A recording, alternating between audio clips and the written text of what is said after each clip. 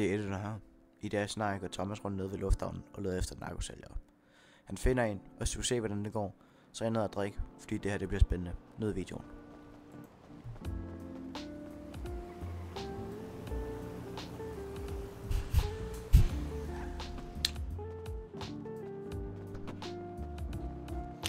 Eller mester, hvad siger du til lige at stoppe en gang? Det er politiet. Mester, jeg vil sige du til lige at blive stående den her gang. Lige lad være med at sætte den der. Ah, du skal ikke lige parkere den her. Kan du ikke lige komme ud en gang? Så lige fortæl mig hvem du er. Nå, jeg hedder Seton Tarantino. Kan du ikke lige komme ud? Og så lige give mig sygesikring. Eller kørekort. Eller med dit navn på. Pas. Det kan du få herfra. Super. Nå, hvad sidder du render og laver heroppe? Jeg kommer til dig ved. Nu spørger jeg. Kan du se, hvad der står på? Da jeg er på gruppe 6 jo. Nå, ja, det kan jeg godt se. Er det derfor, man sidder og giver sådan nogle poser og modtager penge for det og sådan noget til folk ved lufthavnen her, eller hvad? Jeg har 3 billeder af dig, der sidder og render rundt og laver handler med folk. Jeg ved ikke, om du har lagt mærke til mig, men jeg har lige gået rundt lidt. Og så har du løbet frem og tilbage, hister her, ikke? Så altså, vi kan gøre det her nemt, og så stiger du ud af bilen nu. Og så snakker vi lige om det. Skal vi godt køre det på den hårde måde, have attitude på, ligesom du har lige nu. Du må ikke sidde herinde. Nu beder jeg dig lige om at komme ud, det kan ikke være så svært. Super. Nå, men hvad er det, du render selv, eller? Nej, jeg lige 2 sekunder, jeg kan sådan der. Okay. Hvad er det, du render selv, jo? Set. Ja. Ja, hvad er det, du render selv, jo? Er det et trickspørgsmål, eller ved du det allerede? Jamen, jeg ved det godt. Jeg har fortalt dig, at jeg har 3 billeder af dig, der sidder og render rundt og sælger, og du løber rundt som en tørs, ikke? Okay. Er der sted, du har i varevognen? Hvad? Er der sted, du har i varevognen? Nej, jeg har alt på mig lige nu. Okay, kan du ikke lige vende ryggen til en gang? Så kigger jeg lige. Okay. Vil du kigge i min varevogn? Nej, jeg vil kigge i dine lommer. Varevognen skal du ligeglad med. Så hvis du lige vender ryggen til en gang. Det er fucking du er. Jamen det er jeg fuldstændig ligeglad for. Hold da kæft. Nå, du skal jo høre... ja, du får lige nogle håndjern på en gang. Så skal du høre 1224, der er noget suspekt, der er anholdt for salg af uforsendte stoffer.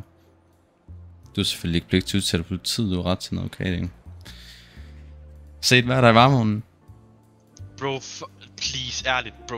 Og klokken er fucking 12:30. Kom on. Det er derfor jeg er her. Nå, jeg lapper lige de nøgler der engang.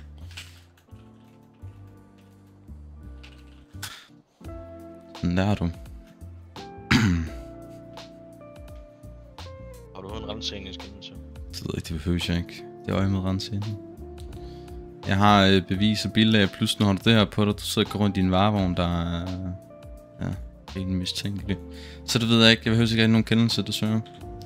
Jeg låser lige af for bilen igen. Det har jeg gjort. Okay. Hvad finder jeg? Så... Jeg vil fuck tro dig selv, altså. Okay. Ja, okay, det ændrer godt nok tingene, det her. Hold op. Bro, hvad fuck er der med dig? Please! Jamen prøv, nu kan jeg kan ikke bare lade det ligge. Det må du forstå. Det kan jeg jo ikke. Det kan jeg jo ikke. Det er jo fucking korruption, mand.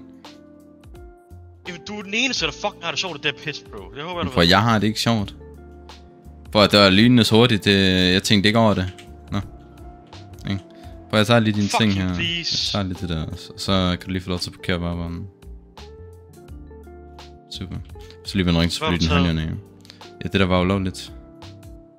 Super, så sætter jeg ind i varevognen, og så parkerer den. Du må godt kigge.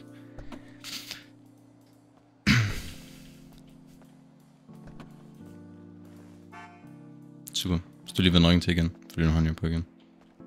Næste. Okay.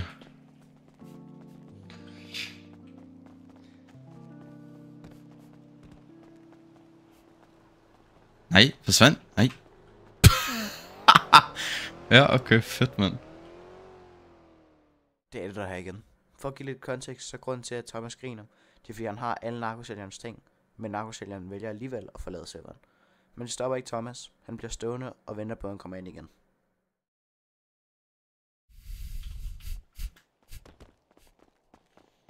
Skal vi ikke snakke nu, eller hvad? Nej, fuck dig, Jo, prøv at komme nu. Jeg er så hyggelig. Hvad?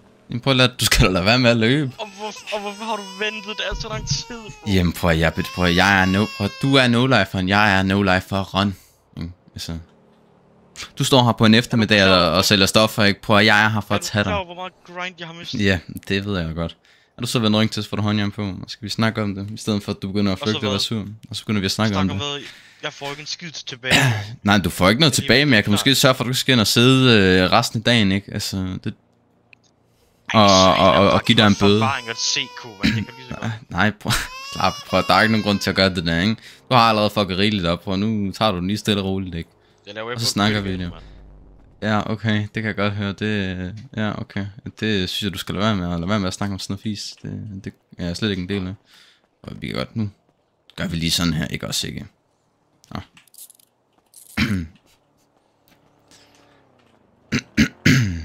Så. Kommer du lige ud af bilen. Sådan her. Vil du selv parkere den, eller... Ej, det ved jeg, det tør jeg simpelthen ikke give dig lov til. Så kører du bare væk. Jeg skal nok lige fjerne den, for hvis du bliver stående. Du kan enten impound den. Den er altså ret nice. Er du godt klar, at du har taget alt, hvad jeg havde der? Ja. Alt. Prøv at... Altså, hele fucking lort. Ja. Og for fucking hvad? Ja. For fucking hvad? Ja. Se, sådan ting er jo... Jeg er her jo af en grund, ikke? Det er at sætte folk til ansvar. Og så to også for sådan, at folk lærer af deres fejl. Det er sådan, der den er. Du sidder med hele lortet i en varevogn. Du går ikke engang, du går ikke engang et minut, sådan et minuts gåtur væk, for at tage en varevogn ud med alt, hvad du ejer. Så prøv at det handler om, at man skal tænke sig om. Jamen det lyder fint, men det kan man jo så sige, hvem er det, der er i varetægt, og hvem er det, der lige har mistet alle sine ting, ikke? Så altså prøv at, det handler om at begå kriminalitet smart, ikke? Det er der, den er. Og det er derfor, jeg er her. Ham her narkosælgeren gad altså virkelig ikke i fængsel. Han gav derfor ned på stationen nogle informationer og gav et telefonnummer. I det næste scenarie har Thomas fået fat i endnu en narkosælger. Hans ven kommer forbi, står op for ham, men det resulterer bare i, at det ender galt for dem begge.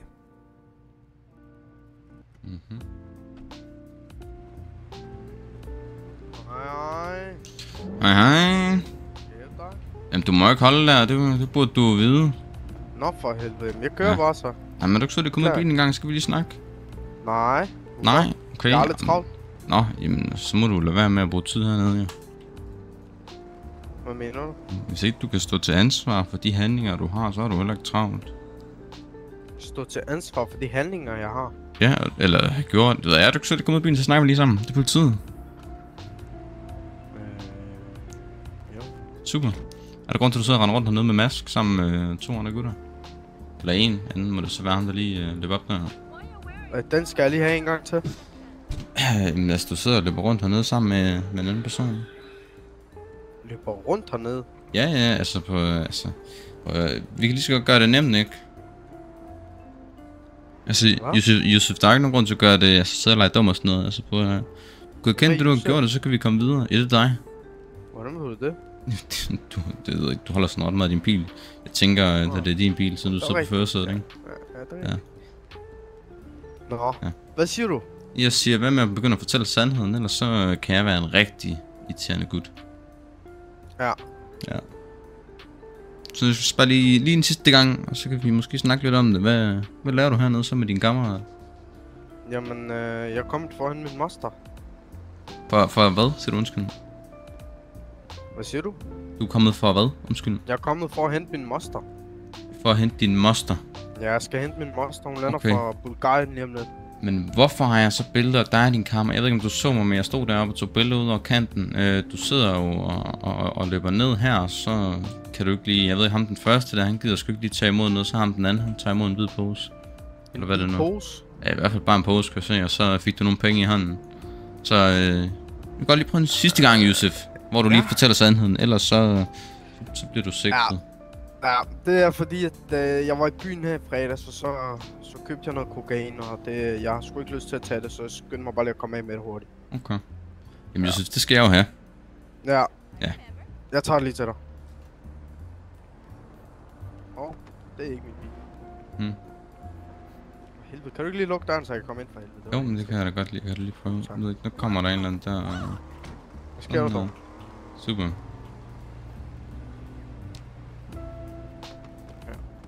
Super, Yusuf. Jeg kommer lige til at visitere dig så. Jeg skal lige være sikker på, at du giver det hele, jo. Ja. Det er fint nok. Hvis du lige vil ringe til. Ja. Fint. Der kommer også lige nogle håndjern en gang. Super. Ja. Vil du lige komme med ned til bilen her, så kommer du lige ned og sidde hurtigt. Eller ikke, er bilen låst op? Hvad? Er bilen låst op? Om bilen er låst op? Ja, er den låst op? Det ved jeg ikke. Men jeg låste den, eller låste den ikke, da du... Nej, super. Jeg tager lige nøglen en gang, så låser jeg lige op. Hvad er det, du siger? Jeg siger, jeg låser lige bilen op med din nøgle her en gang. Jeg ved ikke, hvor nøglen er. Du har lige låst op og låst ned. Jeg kan ikke finde nøglerne. Det kan du vist godt. Det tror jeg vist godt, du kan. Har jeg håndjern på egentlig? Ja, det skulle du da meget gerne have. Nå, det kan jeg sgu ikke mærke. De sidder Ja, meget så må vi lige gøre sådan der i stedet. Sådan der. Der kom de. Super. Fedt, mand. Kommer du lige op til bilen? Hvad siger du? Kommer du lige op til bilen? Ja, jeg er ved bilen. Ja, til din egen bil? Til min egen bil? Jeg hjælper dig lige heroppe en gang. Super. Ja. Og så låser jeg lige op med den bilnøgle der en gang. Hvor bilnøglerne ligger hen. Jeg kan sgu helt huske det. Nej, okay. Jamen, jeg skal nok selv tage dem her gang. Super. Hvis du lige vil komme ned til bilen her, så. Ja. Det er super. Værsgo. Så mester, jeg ved sgu ikke, hvor smart det er på at sætte dig ind i den bil der. Ja, Er du sød at træde væk herfra? Er du sød at fortsætte? Ja. Super, tak. Jamen, jeg skal Er du sød at fortsætte? Nej, det skal jeg nok gøre for dig. Okay, værsgo. Det er super. Fortsæt god aften, ikke?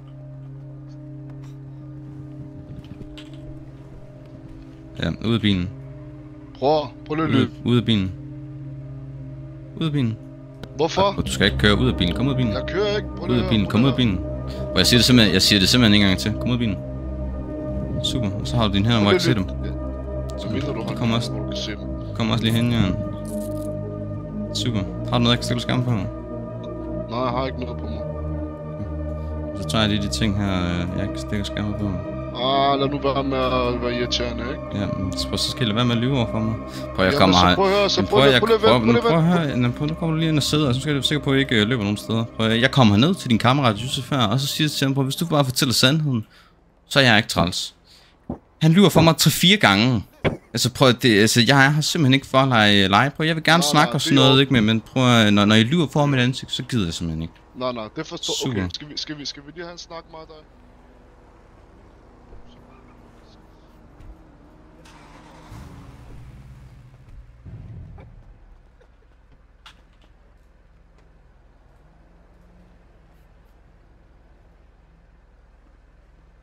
Nå, jeg får lige en til at hente bilen for jer. Det kommer jeg ikke til at skulle bruge. Prøv lige at vente, hallo. Prøv lige at komme herover en gang. Jeg har noget bedre til dig. Kom lige. Sådan der. Gale drøvhul, man. Fuck dig, man. Super. Nå, skal vi snakke? Ved du hvad? Skal vi snakke? Ved du hvad? Ja, fuck dig. Det er det eneste, jeg har at sige til dig. Okay, du er bare en det er kæmpe fint. idiot. Ja, okay. Ja, du kan sætte dig på den, og så kan du dreje rundt, og så kan du tage din kollega, så kan han sætte sig på den lige efter dig. Okay. Og du galt en drøvhul, man. Ja. Super. Fuck, hvor du stinker af lorten. Ja, det kan jeg sgu ikke gøre noget ved. Fuck, man. Jeg bruger sgu ellers så meget. Du har ikke børste tænder, kan jeg lukke. Fy for satan, man. Shit, man. Hvad tænker du, vi finder ud af her? Fordi at jeg er faktisk lidt irriteret. Det kan jeg godt forstå. Jeg har også ødelagt, jeg er stadig rimelig hårdt, kan jeg godt mærke. Der har du. Men ikke lige så hårdt som ham, jeg tog i går. Han mistede 3 pistoler, fordi jeg var der ikke, så... Ja, men det er også okay. En ting er, at du ved, jeg er sådan et menneske. Havde jeg haft et våben på mig, min machete, den har jeg brugt til at hakke de her planter i, så det var lidt dumt, at jeg ikke lige fik lagt den i skuret, før jeg kom over og begyndte at sælge. Men det er i hvert fald ikke noget, jeg nogensinde ville kunne finde ud af, eller finde på at bruge på mennesker eller andre levende sjæle. Det er super, men det mistænker jeg heller ikke overhovedet, bare roligt. Jeg er ikke et voldeligt menneske overhovedet, og det er lidt uheldigt, at du fanger mig med det. I hvert fald, så det jeg vil frem til, det er, at en ting er, hvis du har fanget mig med en pistol eller et eller andet fucked up, men her, der laver jeg ikke noget, der skader andre mennesker. Jeg gør bare mine ting, og du gør dine ting. Du ved ikke, gør du ikke noget, der skader andre? Nej. Jeg ved ikke, om du ved, hvor mange så misbrugere der er ude på gaden. Ja, der er rigtig mange. Men det du styrker til. Jamen, det gør jeg da. Jeg vil da gerne sørge for, at folk de får en rolig flyvetur. Prøv at tænke på, hvis ikke du havde været her til at starte med, så ville jeg også begyndt på det. Hvis der er dine kollegaer ude på gaden, kan man godt kalde det, dine samarbejdspartnere, de ikke var derude, så havde vi slet ikke haft misbrug. Og det er derfor, jeg gerne vil have sådan en som dig, skal sætte til ansvar, eller eventuelt din bagmand. Jeg bliver nødt til at give noget. Jeg giver dig på 20-30 millioner. Hvad vil du mere? Du har ikke givet mig en fløjtende fis. Du har fortalt, at der findes en handel snart til 30-40 millioner, men det har ikke noget hold. Der er ikke noget bilag, du ikke kan fremvise noget bevis. Det eneste, du har sagt, det er, at du har fortalt mig en reel løgn. Og det vælger jeg at stole på. Men så kan jeg ikke bare give dig af, hvad du peger på ellers. Vi må have noget at trække i hver for sig. Du kan have fortalt mig en løgn hele vejen op mit ansigt. Vi må have noget, vi kan bytte med. Så er der noget, vi kan bytte med, eller vil du have, hvad du peger på, og så kan du få lov til at gå ud herfra. Og så snakker vi. Jeg kan starte med at give dig 2 dark chats. Det vil jeg kan tilbyde dig lige nu her. For jeg har alle dark chats, vi kan bruge. Den dark chat, den har jeg været noget værd. Hvad er det, den omhandler? Det er lige meget. Er det din far? Dem, er det dem? Nej, okay. Jamen, jeg kan godt lige ramme dem alle sammen op, dem vi har, hvis det er. Det behøves ikke. Jeg ved, at du ikke har den her. Okay. Jamen, så lyder det jo interessant, så snakker vi. Nej, bro. Har du lagt mærke til, hvor meget du vil have? Jamen, har du lagt mærke til, hvor meget du gerne vil have? Jeg vil bare have mine ting tilbage, som du har taget, din Adam. Ja, for jeg vil også godt have nogle ting. For jeg bryder loven af at give dig de ting tilbage. Jeg er korrupt. Jeg er korrupt for at give dig de ting tilbage. Jeg er ved at dø af din ånd herinde. Kan vi ikke snart fuck ud? Jeg gider ikke at være her mere. Jamen, det kan jeg godt forstå, men jeg gider ikke at handle med dig, du er faktisk irriterende. Jamen prøv at høre, det handler om at give noget stræk på, at det er dig, der sidder med lort til halsen lige nu. Altså på, at det er dig, der sidder med en bøde, det er dig, der skal ind og sidde både for en machete og en masse stoffer. Altså prøv du må kunne give mig noget, som mig giver lov til, at du kan komme ud herfra, så vi kan snakke. Jeg vil ikke, prøv at høre, jeg vil gerne være din ven. Jeg vil gerne hjælpe dig og dine kammerater og dine næreste. Thomas, jeg vil gerne i fængsel. Jeg vil gerne have en bøde. Jeg vil gerne væk fra dit ansigt nu. Okay? Det vil jeg gerne vel. Okay. Tak. Send mig afsted. Okay. Jamen, det får jeg ikke noget af, Paco. Fuck, nu er jeg med dig. Jamen altså, for jeg ved du, jeg kan høre, du ved rigtig mange ting. Altså, jeg ved rigtig mange ting. Jamen, så må du lige give lidt snor, ikke? Og så giver jeg dig lidt snor, ikke? Altså, det er der, den er. Nej, jeg gider faktisk ikke at samarbejde med dig. Du gider ikke samarbejde med mig? Nej, det er slut. Jeg har givet dig en masse tilbud. Og jeg tager gerne imod dine tilbud. Men jeg har jo også nogle ting. Der banker på døren. Jamen, det er sgu... Jamen, det må vi lige finde ud af, hvem det er. Men det kræver lige, for at du bliver nødt til lige at snakke med mig her. Altså, du bliver simpelthen nødt til lige at give lidt snor, så jeg kan give dig noget mere, ikke? Altså, jeg vil gerne give dig den ekstra snor, men jeg kan give dig alt tilbage, for at du bare kunne fortælle mig løgnhistorier for at komme ud herfra. Og hvis du bliver ved, så skal jeg have mere oven i købet. Jeg giver ikke. Det kan du ikke for helvede. Ja, du men så send mig i fængsel, du bliver nødt til at give mig noget, som jeg kan, for at jeg kan give dig de ting tilbage. Prøv at det er allerede rigeligt, hvis jeg bare giver dig lov til at gå herfra, uden nogen bøde, uden nogen fængselsstraf.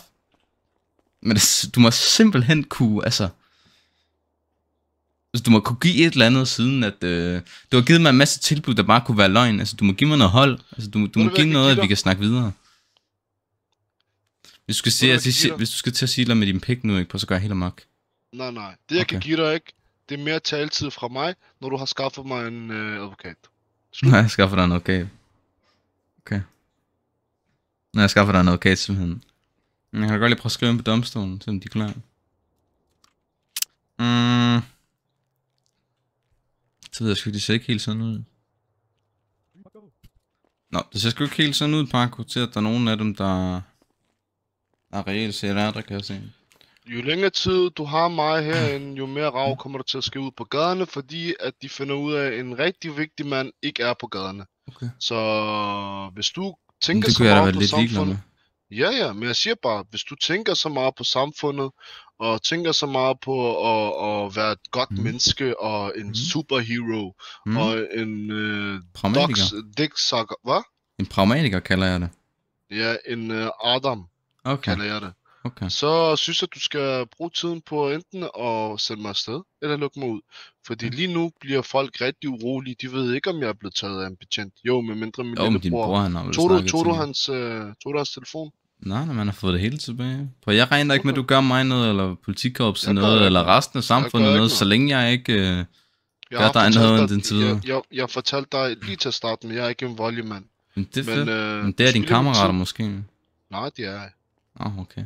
Jamen, det er ellers sådan, det fungerer i miljøet, du ved så. Jeg kunne høre på måden, der blev banket på, at det er sådan en genkendelig bank. Aha. Så måske er det en, jeg kender, der gerne vil snakke med dig. Okay. Men det lyder interessant. Ja. Ja, det var man skulle sige. Nå, skal vi komme videre? Ja. Super. Jeg skal nok være med at sigte dig. Du får ikke nogen af dine ting tilbage. Du har ikke rigtig givet mig noget sådan hold, desværre. Jeg vil med glæde snakke, så kan det være, at vi kan snakke om, at du kan få nogle ting tilbage og få lidt hold og ingenting. Bare behold dem. Okay, det er super. Der er mere, fint. Hvor det kommer fra. Jamen, det er fantastisk. Jeg kan så tage hånden ud af mit ansigt. Ja, tak. Super, men lad os komme afsted. Yes. Så må du hellere komme ud til dine kammerater. Hold kæft, mand. Der er sgu bande med ude foran politistationen. Der har vi ham jo. Skål, man. Kan du hygge dig, ikke? Jo, tak. Og ikke i lige måde. Nå, okay. Hej, Thomas. Det er ellers fint nok. Nå, men jeg håber, vi snakkes ved, Parker.